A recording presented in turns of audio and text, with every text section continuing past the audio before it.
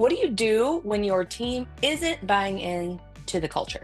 Don't spend too much time watering the rocks. What I always encourage people to do is find 3 or 5 people who are believers on your campus and start with them. What happens oftentimes is they create enough positive energy that it attracts another level of people. Welcome to Change Starts Here, a Franklin Covey education podcast for K-12 leaders driving meaningful change through bold thinking, real stories, and proven strategies for lasting impact. Hey everyone, welcome back to the Change Starts Here podcast. I'm your host, Dustin Odom, and I'm so excited to bring you something a little bit different today.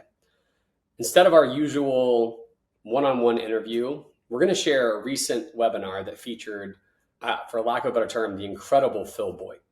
He's someone I've had the privilege of spending time with at leadership symposiums and whose energy, authenticity, and insight around culture building are truly unmatched. The session is about prioritizing staff culture and creating a people-first environment where both educators and students can thrive. It's packed with real stories, practical strategies, and honestly, the kind of heartfelt wisdom that Phil is known for. And to kick things off, you'll hear from my good friend and fellow MC of the symposium series and one of my favorite humans, Ashley Carranco, who hosted this session live. So let's dive in, and I hope you take away as much from this conversation as I did. Enjoy. Good morning, everyone. We are so glad to be with you today and honored to have with us Phil Boyte. I'm Ashley Carranco, and I'm going to be your MC today. And let me just tell you a little bit about Phil. So Phil and I go back. We've spent some time on planes together, spent some time at events, but Phil really wants life to be an adventure. He brings that adventure to his business life, his travel life, and his relationships. His desire to improve lives has led him across the continent, speaking with thousands of students and educators as they transform their schools into places overflowing with kindness and respect. Phil has created Link Crew, Web, and Breaking Down the Walls, which encourages people to share their stories. And by doing so, find out we all have way more in common than you might initially think. Phil authored the book School Culture by Design and can't wait to talk about the tiny moments you can create every day to build incredible culture. Please welcome Phil Boyte. Thanks, Ashley. Good to see you again. Hey guys, welcome and thanks for tuning in. And I just feel excited to be part of the Leader in Me process today. And it's just an organization I have so much respect for, a lot of joy when I get to be at Leader in Me events. There's just this energy that says, hey, we're glad you're here. You belong here. You can learn and grow here. And it's so cool. My first experience with Leader in Me was when Jen Dustin was a principal, little school in Southern California. And Jen and I was writing the book, School Culture by Design. And I said, Jen, we'd known each other for years. And I said, can I come by and visit your school? She goes, sure. And so we spent about 20 minutes in her office. I said, I want to see your campus. She says, all right, let's go. We walk into this little classroom and we were there 30 seconds, maybe a minute. This little girl walks up and she reaches out and shakes my hand. I said, hi, my name's April. We're really glad you're here today. Thanks for coming. And I said, hi, April. And she goes, I'm the classroom host. And if you have any questions, I'll be sitting right over there. You come right over here and you ask me, okay? And I said, great. And she walked off and I looked at Jen and Jen was looking at something else, but I was just like, who does that? And so we walk out about 10 minutes later and I said, hey, can we visit another class? She goes, sure. And I said, I want to pick the class this time. She said, sure. And I just pointed at the door. We walk and it was fifth graders, obviously bigger kids, and 30 seconds into it, a fifth grade boy walks up, shakes my hand, says, hi, my name's Michael. He said, thank you for coming into our class. We always love visitors. I said, Michael, thank you. And he goes, hey, right now we're working on math. He said, if you have any questions, and he paused. He said, if you'll ask that girl right over there, because she's really good at math, I can answer anything else. So he and I both laughed. And he walked back to his seat. And I looked at Jen, and she had this smile on her face. And later she said, Phil, that's just the Leader in Me program that we use. And she says, it's about changing lives. It's preparing kids for the future. And man, I was in love with Leader in Me. I'd heard about it years before, but I'd never been exposed to it. And I realized that what Jen was doing with her school was getting kids ready for what was going to come at life. And we were talking a little bit later, and she says, can you imagine when that kid goes out to apply for their first job and they shake the manager's hand? Maybe it's at Starbucks, maybe at the feed store in a country town, maybe it's at Burger King, and they've been taught to look you in the eye and shake your hands and shake it firmly. and to use their initiative. And she says, so many good things come out of Leader in Me program that I'm just, and so I was like, wow, this is really cool. Fast forward 5, 10 years later, I get invited to speak at a couple Leader in Me symposiums. And I was like, hey, this is cool. So it's just, to me, I'm just excited that I have this opportunity. Just want to invite you to jump on with us. Hey, something that is kind of interesting. I love to ask people questions. And so I posted a QR code up here, and what I want to send you is a list. What we've done is create about 20 questions you can ask people. One of my favorite questions to ask people when I'm on an airplane traveling is, where's a place you've been to that you'd like to go back to? And that's why we went to South Africa one time, because the guy that was in the hotel room near us, our balconies were shared. I said, where have you been you want to go back to? He said, I love South Africa. And we both laughed, and I didn't think we'd ever go. A year later, we were in South Africa on a safari. So that's a question I love to ask people. Well, what we've done is on these little tiny moment cards, as we call them, is created 20 engaging questions. I love to ask people, what's your fun fact? And they look at me like, what? So what's something about you that's just fun? And for me, one of my fun facts is I've been to every Major League Baseball park. And behind me, you can see I have a bunch of mini bats that are hanging here. And these are just little souvenirs from each ballpark I've been to. And one of my buddies is a carpenter, and he built me a bat rack. So that's just kind of a fun fact that I have. So let's talk 3 different ways that we connect with people. As we're talking about connecting with people, first is that we are people first and we're professionals second. And one of the things I love to kind of share in my travels as I've worked around is there's 3 different ways that we talk about creating connection with people. And one is an icebreaker. It's an activity that's low in risk, provides the opportunity for people to have fun and to build a connection. A lot of times people say, I hate icebreakers because sometimes we use the same one over and over and over. So what I want to do is share with you 1 or 2 that's just kind of fun. An icebreaker, take your fist, put it behind your back. I call it match 7. Let's say you and I are partners. And I just say, hey, I'm going to go 1, 2, 3, go. On go, bring out a certain number of fingers, and then whoever can yell a match 7, if we can on the very first try, create the number 7 without telling each other what we're going to do. So if you bring out 3, I bring out 4, boom, we got 7. And maybe I bring out 1 and you bring out 2, that's 3. We try it again. 1, 2, 3, go. If I bring out 3, you bring out 4, we got it. I bring out 5, you bring out 2. That's an icebreaker. It takes about 30 seconds. We laugh, we giggle. Then a lot of times you hear me talk about, oh, let's do a team builder. People talk about that. A team builder is when I give you some spaghetti noodles and some marshmallows, say work as a team to build a tower as fast as you can. Pretty common one. What we find though is when we do a team builder, we start to see people's personalities come out. And all of a sudden one person, hey, let's plan, let's get a piece of paper and draw it out, while someone else might quietly say, hey, you know what? I did this last week at an Avid conference. Let me tell you what we did. That's a team builder. But between that is called a relationship builder. And that's back to those cards I was sharing with you a little bit ago. Sometimes those cards create that connection through a story, because a relationship builder gives you an opportunity for someone to share their story and build a sense of empathy. They don't take a lot of time. Sometimes it's 90 seconds to 2 minutes. Let's try this. Let's give you something right now you can do in your next meeting. Maybe this afternoon you have a department meeting or a PLC. Maybe you're just getting together with a couple colleagues. Here's one that's really fun to do. It's a relationship builder. It's just ask people, tell us about your first car. What was the very first car you had? Oh, it is hilarious. Someone's going to say, oh man, it was a 1997 Grand Am. It was dark black. It was the coolest car. Someone else say, oh, I had a 2003 Hyundai. And all of a sudden people go back, and what happens is people start to learn a little about other people's stories, because they say, well, what happened to the car? Well, I gave it to my little brother. Oh, you have a brother? In fact, I have 3 brothers. Car just got passed on down. So what happens sometimes is when we take the time for a relationship builder, we start to develop a sense of trust. And that's where engagement happens. When people are willing to trust each other, they're willing to go to each other for help. To say, hey, I'm a little bit confused on how to deal with this student. Or, you know what, I'm struggling with my computer right now. What would you do? What would you suggest in this situation? Here's one for you, a relationship builder that you might use. Just ask someone to answer all 3 of these, or maybe just one of them. Who is a person who's had a profound impact on your life? What's a place you think of fondly, or a place you want to go again? Or a thing, what's something you own, an object of great meaning to you? And over on the shelf, I have a baseball that my dad gave me when he moved into his retirement home. It's just a baseball from the city championship from when he was in high school. And when I looked at it, it just told a little story of a day that he did really well. And my dad's passed now, but it's something that I will carry and maybe pass on to my own children. So that's a thing that would cause somebody to go, hey, I feel connected to you a little bit. So what I'm going to ask you to do right now, I wanted to give you a couple ideas just to kind of get you started, but I want you to think about right now, how are your people doing? Some of you are a month into the school year. Melissa, you guys, I think, started a few days ago, maybe on Wednesday or Thursday up there in Canada.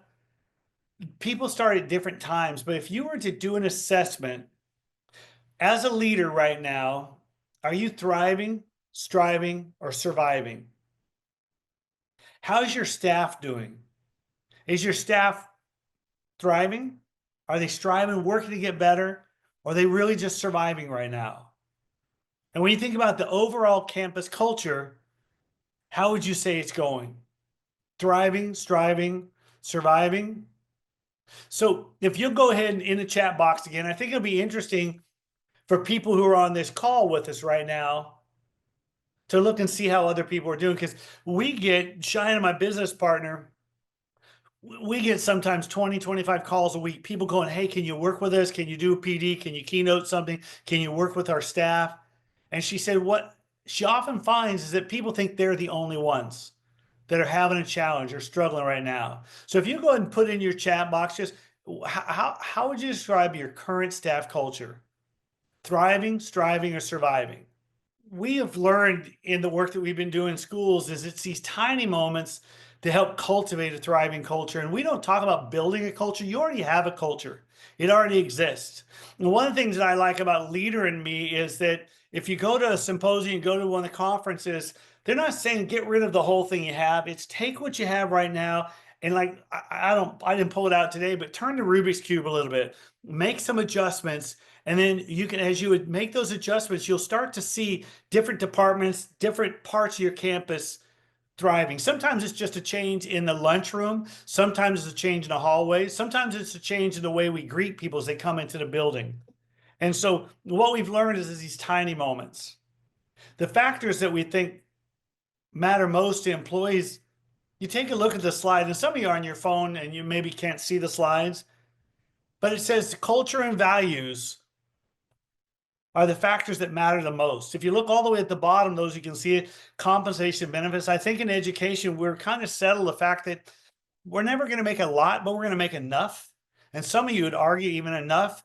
But when they did the research, and this isn't corporate, this is in education, the number one thing that mattered the most was culture and values. Number two was senior leadership. And so we think about what does it cause you to trust a senior leader? I would argue most time it's these tiny moments when they told you something, they followed through. When they said, we're going to make this adjustment, sometimes it's when they address a toxic situation.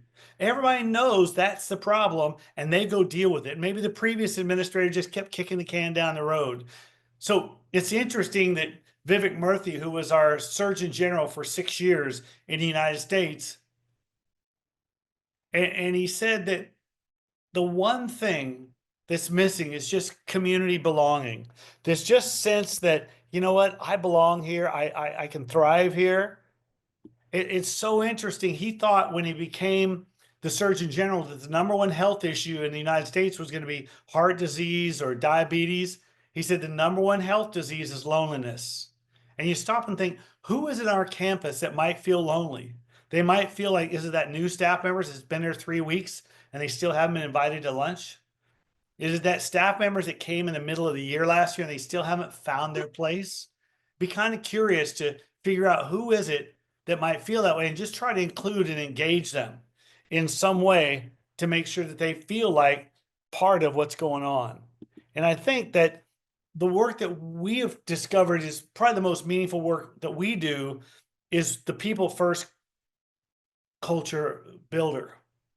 And I pause there because there's 4 parts to what we believe build great people first culture and cultivates it. First, we have to reflect and take care of ourselves. Second, we build these relationships that cause people to say, I want to be here today. It's Monday morning. I want to walk on this campus with renewed energy. And then we cultivate trust. And that trust is built in those little tiny moments over and over. And then the last part is, how do we infuse that in the community? So everybody, from the custodian that works in the evening to that grade 9 soccer coach to that person who's in their 33rd year, feels like, you know what, I'm a big part of this and I do matter. And that's the deal. So two ways that I want to talk about today. One is organic ways. The second is planned ways. So one way, in an organic way, as a leader, we develop culture is these way conversations. Yep, hallways, doorways, storeways. If you're a school administrator, I would argue that your staff will listen to you more intently when you lean in their doorway and you talk to them for maybe 90 seconds to 3 minutes. They're going to probably pay more attention in that 90 seconds to 3 minutes than they will in a staff meeting, because it matters to them. Kim Bear is an administrator, no, it's a teacher in Sacramento. And she told me one time her administrator stopped by at back to school night. He just leaned in the door and she finally turned and said, "Hey, this is Mr. Borhan, our principal. You met him earlier tonight." And everybody looked over. He said, I hate to interrupt, but he says, if your child is in Miss Bear's classroom, it's going to change the direction of her life in a really good way. She's a teacher of impact. Thank you, Miss Bear. And he turned and walked off. 30 seconds is how long that talk. And she said it made her whole year, because those parents now believed in her. They told their kids, oh my gosh, what a great class you're taking. It doesn't take long to celebrate people. Heather Garcia said she always carried a packet of Post-it notes. She'd stop by and watch a teacher for 90 seconds, 3-4 minutes, and she'd write a note of something really good she saw. She'd put that little Post-it note on the whiteboard. She'd walk out. She said, as students always say, the teacher walked right over to pick it up. And she said, every time I did that, it was something positive. So those meaningful conversations. It was Brian Slater, a teacher up in Washington. Brian was telling me how important those check-ins are. And the reason I put a coffee cup there is Brian said he had a student that was sleeping in his history class. He said, I walked back when I could and quietly said, "Hey, you can't sleep in my class." I said, "Hey, Slate, give me a break. I had a tough weekend." He said, "Hey, man," he says, "because you had a tough weekend doesn't mean that you get to sleep in my class." He said, "Come on, man." He goes, "Slate, my mom got a DUI. They put us kids in a foster home." He said, "I don't even know where my little brother and sister are." Brian said, "I had never experienced that before." He said, "All I knew was this kid was hungry."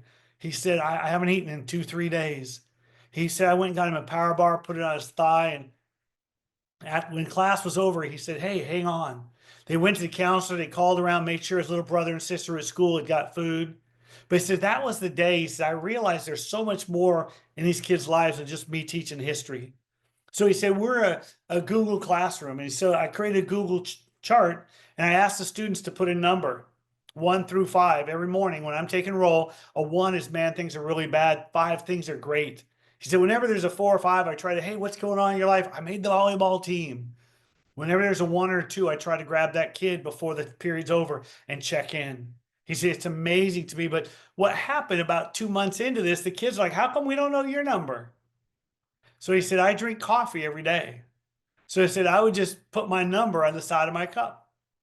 He said, most of my days are 4 or 5s, no big deal. But he said, one day I had a 3, and one of the kids said, Slate, you okay? You got cancer? What's going on? And he said, that's when I knew I was connected with those kids. And I think so often it's these tiny little things that we do. It's not the big things. And I think that's why when you go sit in a Leader in Me symposium, you listen to the chats, you just hear these little things people are doing. They seem like they're little, but they're not small. And they mean a lot to people. And that's like Effa Huckabee, who's principal at Liberty High School. Some of you might know his name if you're in California, because a year or so ago, he was chosen as the principal of the year. He said, Monday mornings, he said, I just send my staff a note. And he said, I just asked them to tell me, how's it going? He says, sometimes on their note, there's 4 or 5 boxes they can check. And some of you are taking pictures of this box right now. That's absolutely okay. But if they're doing great, hey, doing great, thanks for asking. Sometimes it's, hey, I'm doing okay. Sometimes it's, hey, I need some help. Can you come by and check on me? And he said, I have a team of administrators. I can't get to all of them. He says, we all scan them. And he says, if it's someone, hey, I'll cover her. I'll get over to his classroom. I'll check in. Or I'm going to go by and say, why do you have a 5? Why are you doing so well? And so what AFA did is he took Brian's idea and made it work for his staff. But here's the deal. It's those little check-ins that cause people to feel cared about, that feel like, hey, I belong here. I want to be here. I can learn and grow here. We call it the 90-second pause. One of the things we've learned a lot of times in education, something happens in the morning that's really cool. But by 3 o'clock, 4 o'clock when we're heading home, we kind of forgot about that. We remember what happened between 2 and 4. Wouldn't it be fun if every day you get out to your car to drive home and maybe you have a journal, maybe you have a yellow pad sitting on the passenger seat or somewhere around, and you take 90 seconds and write down 3 things that you're proud of yourself, either that you or your team did today. See, here's the reason we think that's powerful, because sometimes we get worn down. Sometimes we get tired. Sometimes we forget the wins we have, because sometimes the losses, the hard things are really big in our face. I shared this at an administrator retreat that I did this summer in North Carolina.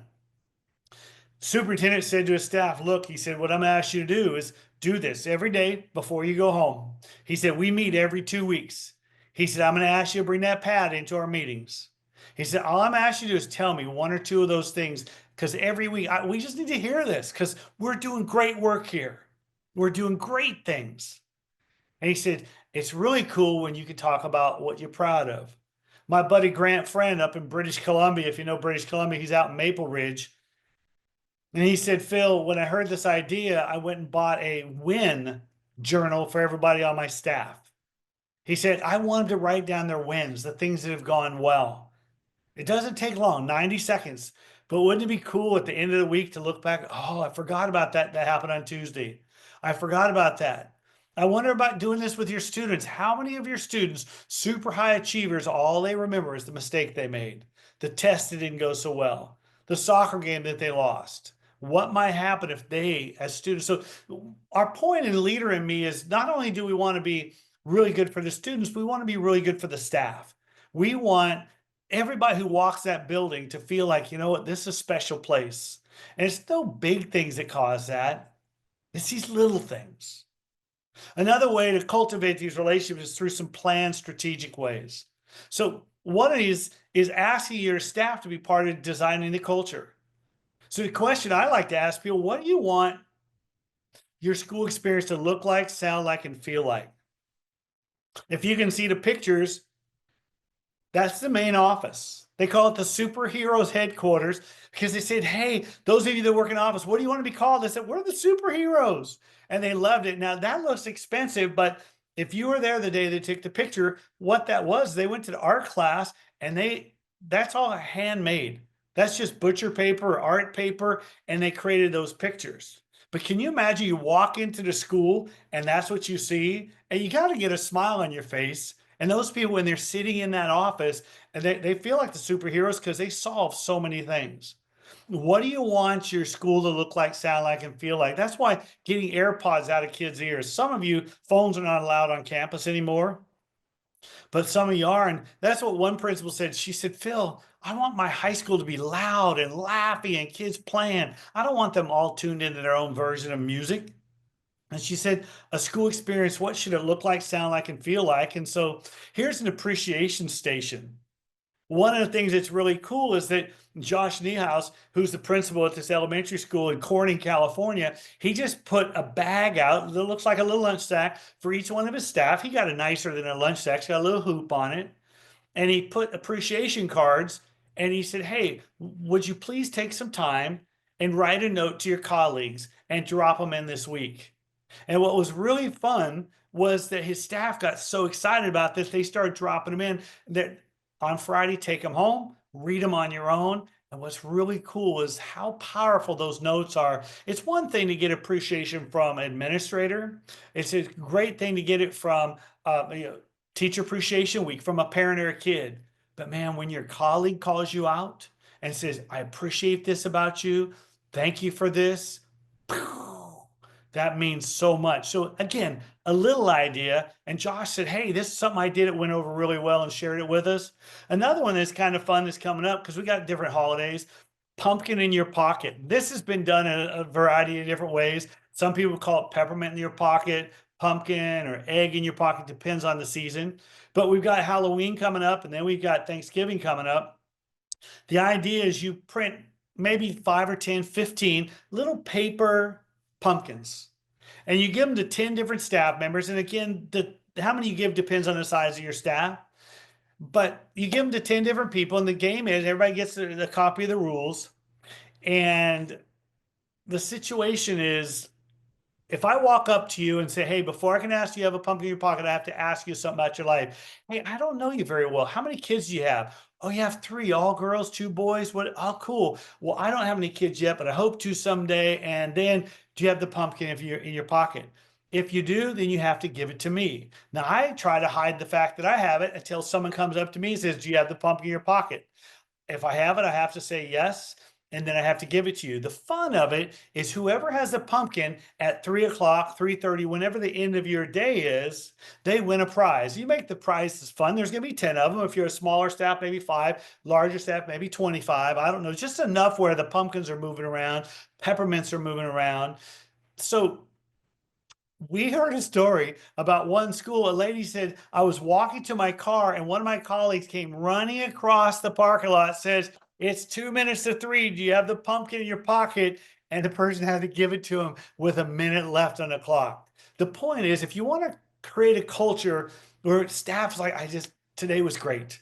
Sure. Did I have some hard moments? Hey, did I have a challenging parent call? Did I have something come up that I would rather not dealt with? Man, I'm getting in my car. It's like leaving a restaurant and they grab a mint as you're going out to the car. You put it on your tongue. Service could have been bad. Maybe the food wasn't good, but what do you have on your tongue? And that's what we're thinking about, is just the trail mix bar. I love these ideas that people said, and all they did, this person just put out, 7, 8 bags of just mix. It says, make your own trail mix. They give them the yellow solo cups, the red ones, and you just mix it in there and then go to the staff meeting, or maybe just on your way out the door. The point is, it's not, that's not expensive, really. It's not hard to do, but sometimes you just have to be intentional. And a lot of times we do this a lot at the beginning of the year, but the beauty of this, the fun of this, is we do it through the middle of the year. All of a sudden, middle of October, early December, 2nd week of January, 3rd week of March, and all of a sudden, here's another one that's kind of cool. TGIF. What about on Friday? Maybe you have a staff meeting. Maybe you just send everybody on the staff a note, and then they respond either on email or maybe a piece of paper. But what did you try this week? What are you grateful for this week? What inspired you this week? What was fun this week? So you think about that. You ask your staff, you ask your students. It's just a matter of creating conversation. And wouldn't it be fun if you had your students do this and say, hey, who'd like to share?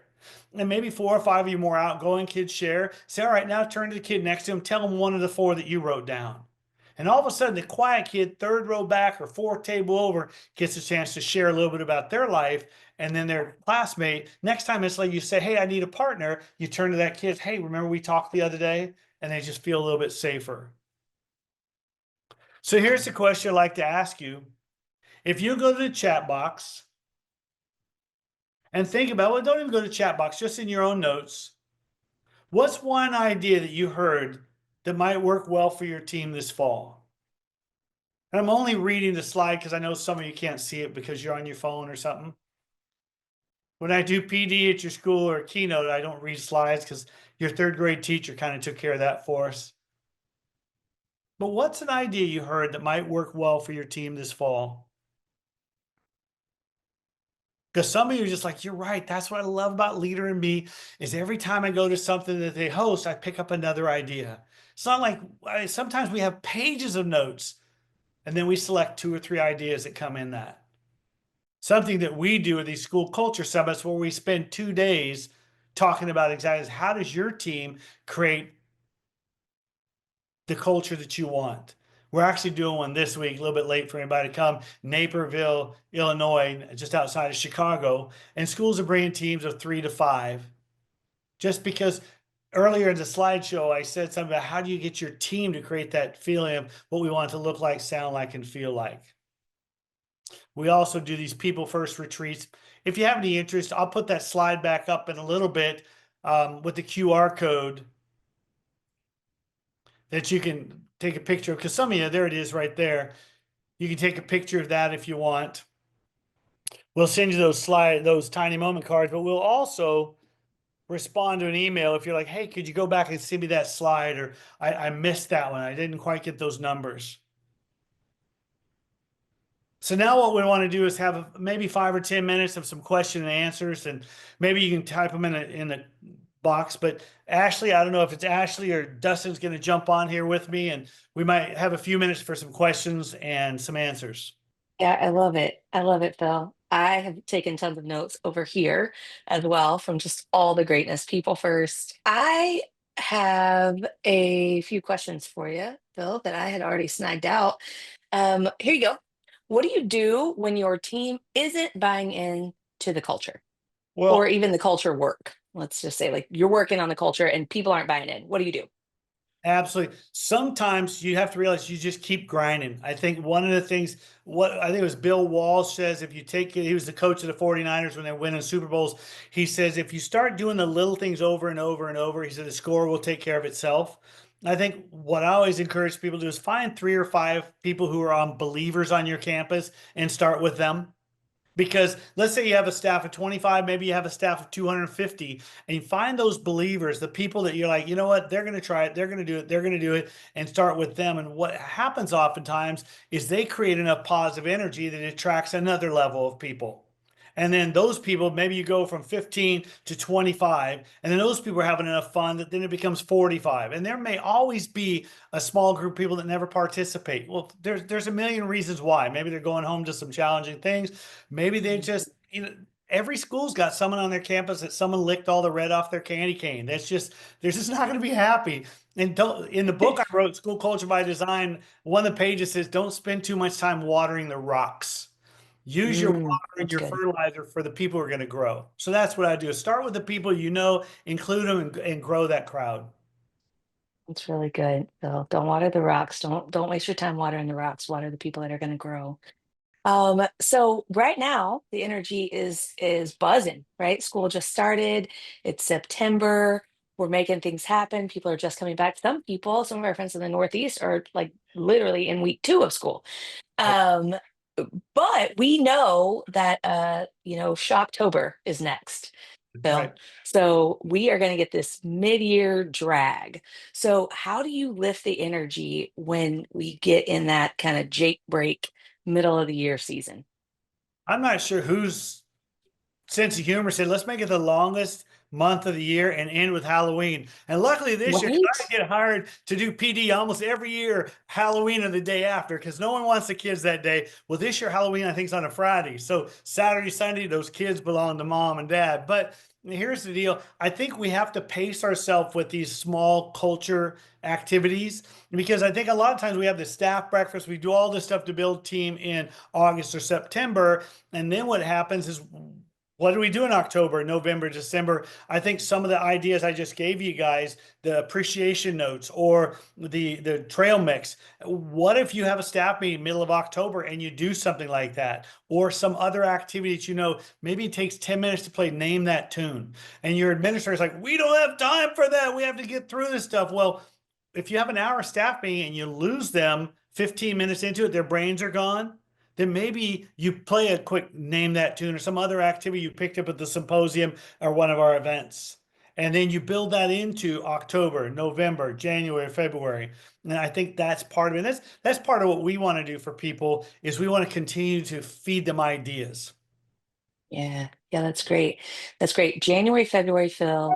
We've got some symposiums. So we have some Leader in Me symposium. That's a great booster shot that you can do. Come and join us in Phoenix or Dallas. So we'd love to see you there. And fill out the QR code. So Shai put in the chat, fill out the QR code that's on the screen. We'll send you some of the tips that Phil has shared some of these ideas so that you can use them. And I think, Phil, you were saying kind of spread it out, right? Don't hit the gas really hard right up front. Spread it out so that you are able to be intentional and maintain the momentum. So, another question for you, Phil.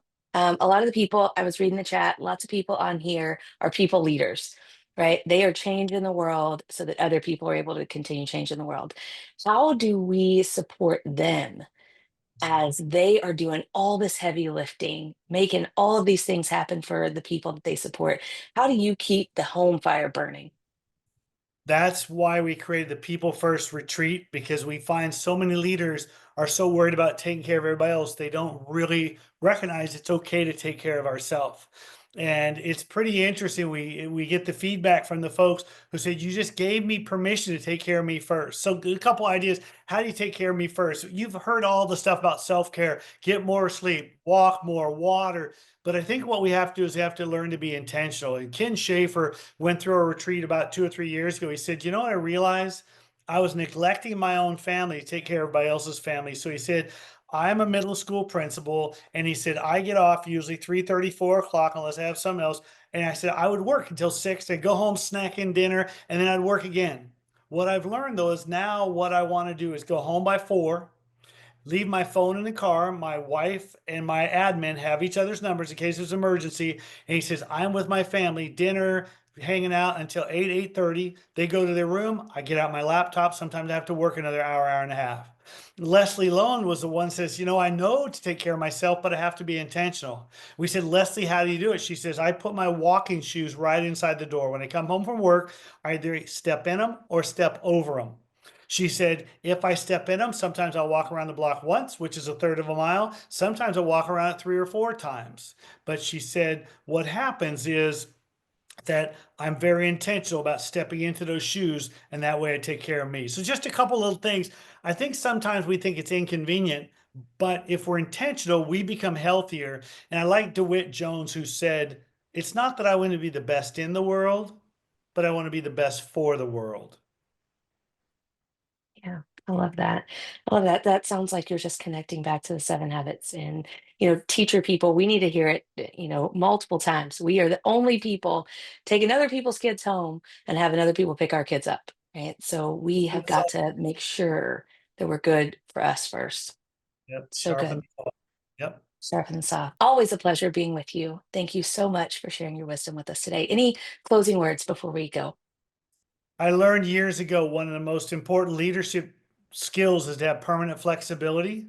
And Ashley, you showed us that today. So I just want to celebrate your permanent flexibility being our host today at the last minute. And those of you that are out there changing lives, thank you for who you are, for what you do. And if there's anything we do to support you, let us know. Yeah. Thanks. Take care. What a powerful session.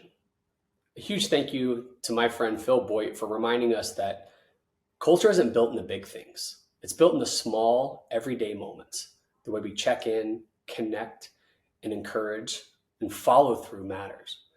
Whether you're thriving, striving, or surviving right now, I hope you walk away with at least one idea you're excited to try with your team this week, because that's where real change begins.